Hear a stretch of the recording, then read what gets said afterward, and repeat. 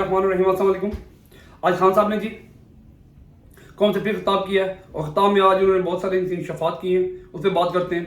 उसके अलावा खान साहब जी आज DIG ऑफिस लाहौर में इमरान खान के हमरा पेश हुए जी।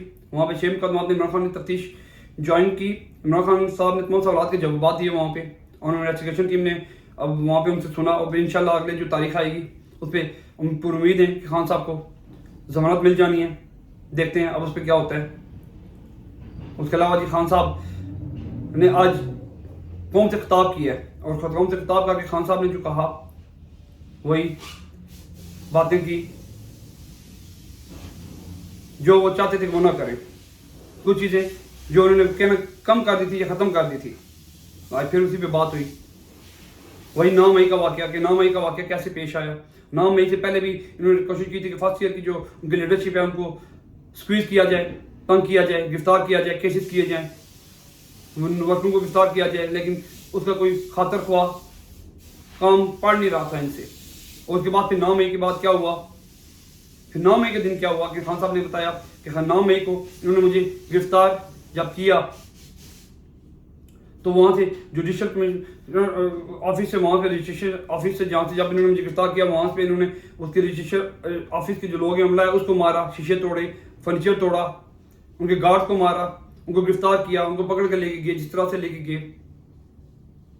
और फिर उनको वो वीडियो रिलीज हुई, दुनिया को दिखाया। उसका मकसद क्या था?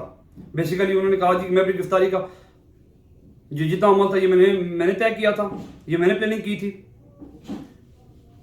और उसके बाद जिस तरह PTI को ख़त्म करने की तैयारी कर रहे हैं, PTI के वर्कर्स को पकड़ रहे हैं, 200, 400, 500, 1000 बंदा अगर इसमें मुलव्वस भी है, जिसकी उन्होंने मजम्मत भी की है कि अगर जो इसमें शामिल है हम उसके खिलाफ हैं, उसके खिलाफ हम आपको सबूत भी पेश करेंगे अगर कोई बंदा इन्वॉल्व भी हुआ।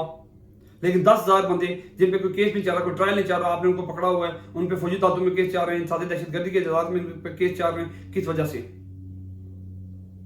और फिर खान साहब ने कहा कि साजिश तो हुई है, लेकिन साजिश किसने की है इसका पता लगवाना जरूरी है। क्योंकि बेसिकली मैं तो जेल में था जब मुझे सुप्रीम कोर्ट में पेश किया गया अगले दिन, तो मैंने तो इस चीज़ की कंडेमनेशन वहाँ पे भी की थी कि ये जो कुछ हुआ ये ना तो हमारी पार्टी की पॉलिसी है, ना पिछले 27 साल से मैंने अपने किसी वर्कर को इस किस्म की तरबियत दी है। और उसके अलावा भी खान साहब ने जो बातें की हैं उनमें चंद एक चीज़ें मैं आपको सुनवाता हूँ कि उन्होंने सबसे पहले जो ये कहा था, जो ये फैसल नसीर साहब, जनरल फैसल नसीर साहब के बारे में उन्होंने कुछ कहा जिनके बारे में हम तो कुछ नहीं कह सकते। खान साहब का अपना एक बयान है, वो मैं आपको सुनवाता हूँ। देखिए खान साहब ने क्या कहा था उस पर। मेरे ऊपर एक केस क्या है कि मैंने मुल्क से गद्दारी की। मुल्क से क्या गद्दारी की कि जनरल फैसल नसीर को मैंने कह दिया डर्टी हैरी, और मैंने उसको कहा कि इसने ये जिम्मेदार है मेरे कत्ल का करने की कोशिश पे।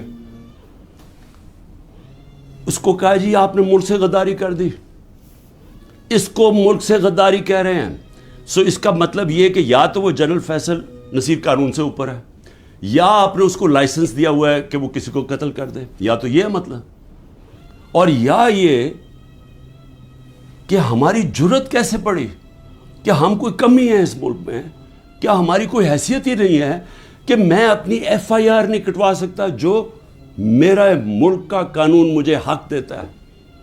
भाई मुझे से वो पहली JIT में पूछते जी खान साहब आपके पास प्रूफ कौन से थे कि ये फैसल नसीर ने करवाया। मैंने कहा आपने जो कोयटा में 4 घंटे जो वो कत्ल हुआ है वकील, उसके ऊपर तफ्तीश की थी, कोई सबूत मिले थे जब मेरे ऊपर 302 का कत्ल का पर्चा डाल दिया? क्या जब जिले शाह जब मरा था तो 3 दिन मेरे ऊपर 302 जब कत्ल का पर्चा लगाया था, आपने तफ्तीश की थी? तो जब FIR का मतलब होता है फर्स्ट इन्वेस्टिगेटिंग रिपोर्ट, तो जब वो तफ्तीश होगी तो पता चलेगा ना। तो मेरा सवाल ये है कि बरतानिया में जो सबसे मुकद्दस जगह है वो है ये जी खान साहब थे, इन्होंने बताया था कि किस तरह वहाँ पे जब उन पे हमला हुआ था तो उन्होंने जनरल फैसल नसीर का नाम दिया था। उसके अलावा उन्होंने वज़ीर आज़म पाकिस्तान शहबाज शरीफ का भी और राना सनाउल्लाह का भी नाम दिया था।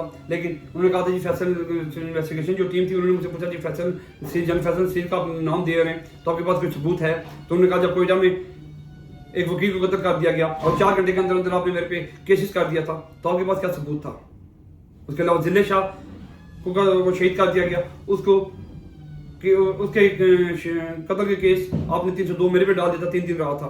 और बाद में साबित हुआ कि जो एक्सीडेंट था वह भी एक्सीडेंट इससे साबित हुआ कि तकरीबन 24 से ऊपर उसकी बॉडी पे निशानात थे, हड्डियां टूटने के निशानात थे, जख्मों के निशानात थे। तो उसके एक्सीडेंट केस आपने बना दिया। उसके बाद आपने बोला ये कि ये भी शायद खान साहब ने किया, वो आपने सुना है। उसके बाद जी खान साहब ने एक और जो बड़े मुद्दे का क्लिप है वो भी मैं आपको सुनाता हूँ कि जो ये आजकल पार्टियां लगी हुई हैं, मुद्दे की पार्टी, स्पेशल पार्टी और नून लीग मिलकर जो खान साहब पर यहूदी लॉबी का इल्ज़ाम लगा रहे हैं और बता रहे हैं कि ये खान साहब के हक में जो इसराइल से जो बयानात आ रहे हैं, तो खान साहब ने क्या कहा, ये सुनिएगा। अमेरिका के अंदर सुनने के मैंने बयान क्या दिया और पाकिस्तान में भी प्राइम मिनिस्टर होते हुए। Next questioner. There's been talk about Pakistan forming relations with Israel, and we know the winds of change are blowing through the Middle East. Is this in the cards, and why? I'm afraid I don't know where this has come from. It's not. Pakistan has a very straightforward position, and it was a founder of Pakistan, Quaid-e-Azam, Muhammad Ali Jinnah, who was very clear that there has to be a just settlement, a homeland for Palestinians before Pakistan can recognize Israel. जो भी कोई मुल्क करे, हमारा तो मौक़िफ़ बड़ा clear है और हमारा मौक़िफ़ कायद-ए-आज़म मोहम्मद अली जिन्ना ने 1947 में क्लियर कर दिया था, 1948 में, कि हम इसराइल को कभी तस्लीम नहीं कर सकते जब तक फ़लस्तीनों को उनका हक नहीं मिलता, उनको एक जस्ट सेटलमेंट नहीं होती। जो 2 नेशन थियोरी थी पैलेस्टीनियन की कि उनको पूरा एक उनकी स्टेट मिले जो कि पैलेस्टीनियन फैसला करें, ठीक है। जब तक वो नहीं होता, अगर हम वो तस्लीम कर लेते हैं तो हमें फिर कश्मीर का भी, हमें एग्जैक्टली सिचुएशन कश्मीर का है तो हमें वो भी गिव अप करना जाना चाहिए। तो इसलिए पाकिस्तान नहीं तस्लीम कर सकता। ये था जी वो क्लिप। इस मुल्क में तोहमतें लगाने का काम तो काफी अर्से से जारी सारी है। ये आज से 90 की इरा से ये काम शुरू हुआ था, जहाँ पे फेक पिक्चर्स बना के जहाजों से फेंकी भी जा रही थी, एक दूसरे पे जो इल्जाम लगाए जा रहे थे, आज एक दूसरे के लिए वो मुकद्दस हो गए हैं। और खान साहब ने वही बात की, अपने तकरीर में भी बताया कि जो पे केसेस हो रहे हैं, 200 से ऊपर केसेस हो चुके हैं। और आजकल अदालतों में भी वही हो रहा है कि अगर कोई कोर्ट या जज खान साहब की हक में फैसला देता है आईन और कानून के मुताबिक, तो उस जज को या अदालत को चेंज कर दिया जाता है और वो जज लाए जाते हैं जो सबसे बाइस होते हैं। इसका ये जीता जागता सबूत हमारे जस्टिस दिलावर साहब हैं। ये इनकी फेसबुक पोस्ट आ रही है जो 2014 में इन्होंने की थी।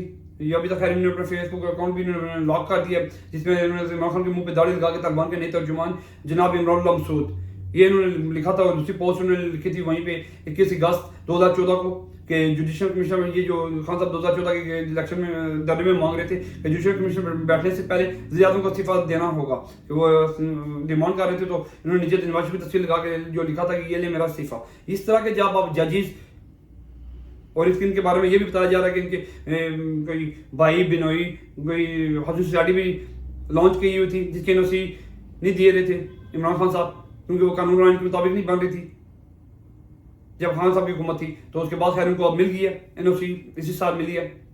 ये खैर ये भी अब क्या है, पे बैक है क्या है, तो ये भी आप देखें क्या हो रहा है। यही तो पाकिस्तान का आलमी है, इसीलिए तो इस मुल्क की जो रेटिंग है वो अब तकरीबन 150 तक नीचे चली गई है।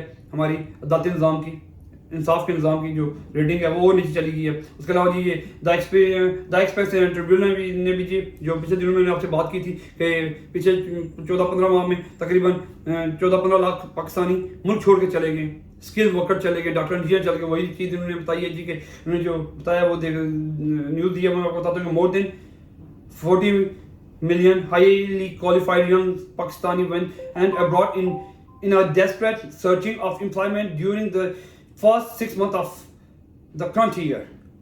Official data revealed on Thursday.